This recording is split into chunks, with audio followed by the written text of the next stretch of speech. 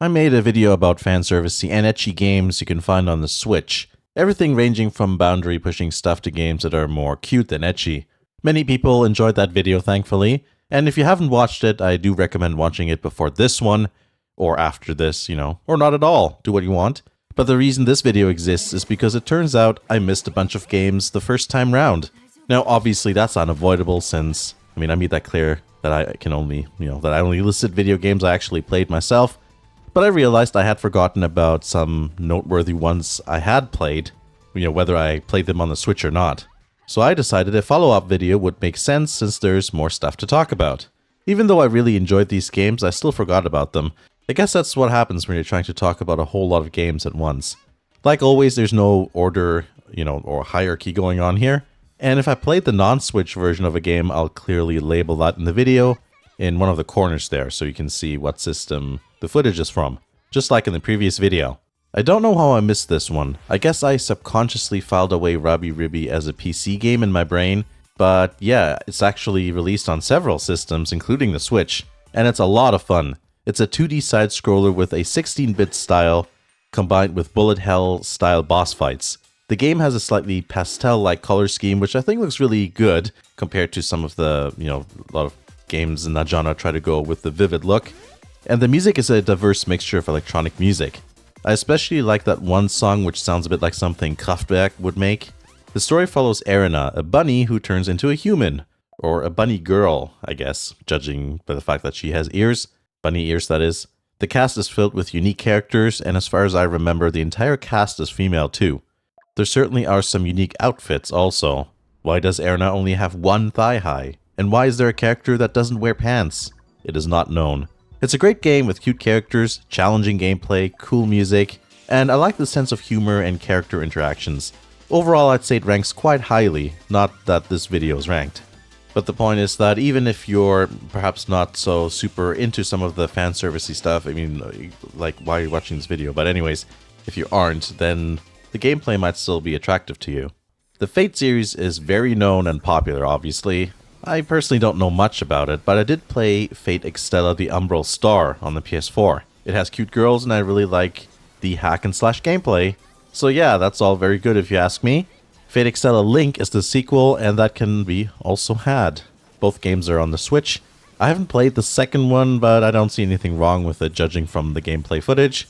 I don't know what the story's about. I probably understood some of it back when I played it, but honestly, it's a hack and slash with some cute girl characters, and that can just be enjoyed without following the story as far as I'm concerned.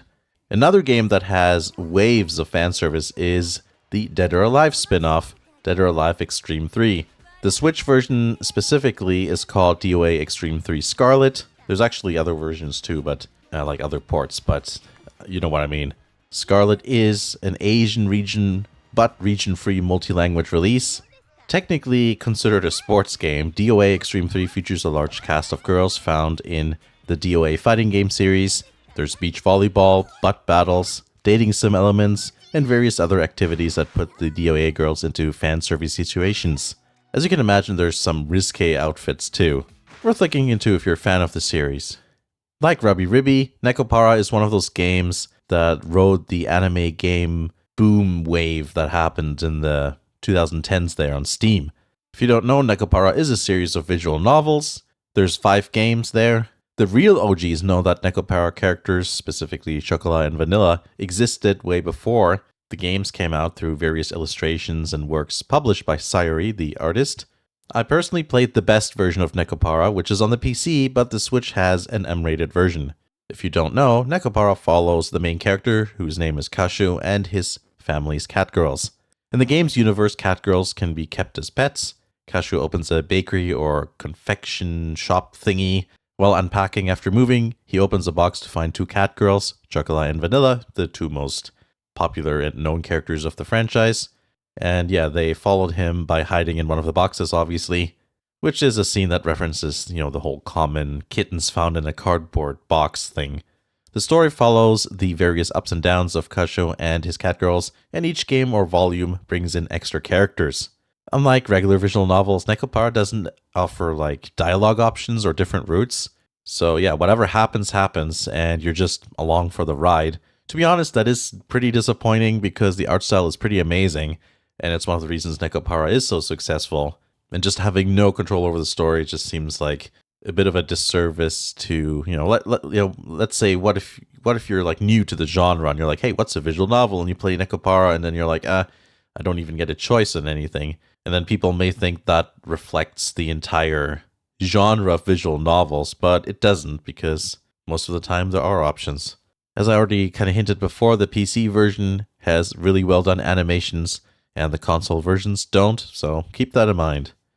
Here's another game I forgot to add to the last video, SNK Heroines Tag Team Frenzy. I actually quite like this one too, but with so many games, I guess sometimes things just fall through the cracks there. This game is basically if you take the King of Fighters and its female characters, make the graphics a bit more vivid, tone down the seriousness, and add in a bit of fan service. It's a good bit of fun, and you don't need to be a fighting game expert to enjoy it. Doesn't this look a bit like Neptunia? The gameplay, the art style, and maybe even the menus? Well, that's because this series, Fairy Fancer F, is made by Idea Factory, and yes, it uses Neptunia as its base. But the setting is quite a bit more traditional JRPG in comparison. It uses the classic Quest 64 style radius-based battle system, which, when you play that very much feels like a Neptunia game. This isn't like a super fanservice-y game, but rather it sits more towards the cute corner. A good game to check out for those who are put off by Neptunia's story or setting and want something more traditional. At the same time, if you actually do like Neptunia, the familiarity of the game mechanics can be a positive point as well. Here's a game that came out a while ago, but never played until recently. It's Gun Pixies. I was curious to try it out, so I was thankful that P-Cube, the publisher of this game, provided me with a copy so I could try it out.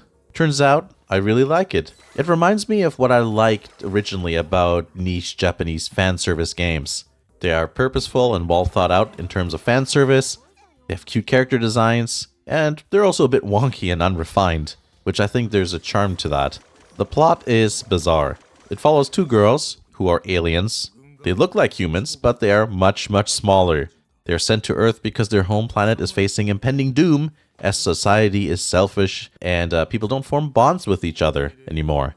By studying Earthlings, which just happens to be girls living in a dorm in this case, they hope to gather information to save their own planet. For some reason, you shoot them with something called happy bullets, and somehow that helps the missions that you have to do. Basically, you are very little and have to shoot happy bullets at very big girls who are actually normal sized while running around in in some sort of room without being hit or discovered.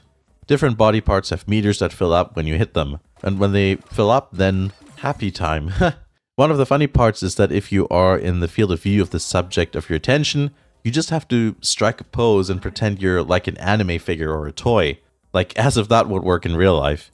Not to mention their field of view is so small, and you can run and reposition yourself several times if the detection meter is low enough. Platforming is an essential but quite wonky part of the missions. Sometimes you'll have to find something in the room, and it may not always be the most, frustration-free process to get to there. Prepare to fall off stuff and try again. It's perhaps not a refined experience, but it's very deliberate and specific with its fan service, which I like. And one of the main characters even points those moments out. It's a wacky game, and I like the out there premise, and that's why it makes the list. Here's a popular one I missed in the last video too. It's Muse Dash. I really enjoyed this rhythm game on the PC, and it exists on the Switch too, obviously, or else it's not in this video. Muse Dash has a lot of cute and etchy character designs. There's a big, varied list of songs. It's easy to learn as it only has up and down controls, but the game can get very difficult. Some targets you have to hit on time, others you have to hold, and there's times where you just have to mash. There's several different environments with several songs adding their own special flavor by switching stages mid-song, and some even muck around with several effects, making things quite a bit more challenging. A bit of a surprise the first time you encounter those. Overall, very fun and addicting, and I very much recommend checking it out.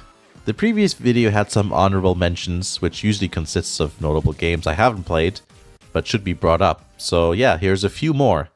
I somehow missed the Bayonetta series the last time around.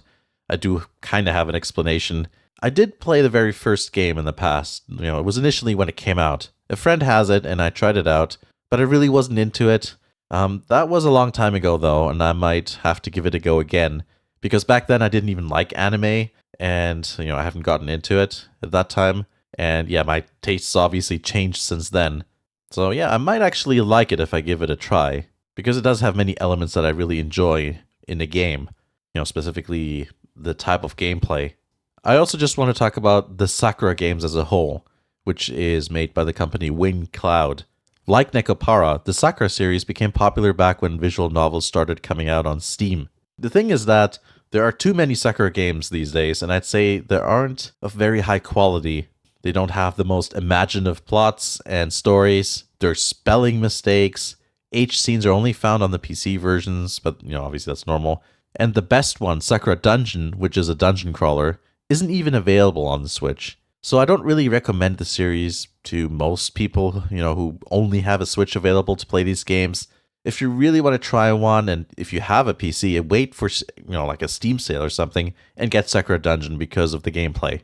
And I will say that I think out of all the visual novel ones, not that I've played all of them, because there's just too many these days, but out of the ones I've played, Sakura Nova, I think, is probably the best because it does have different routes and endings, and there's Japanese voice acting.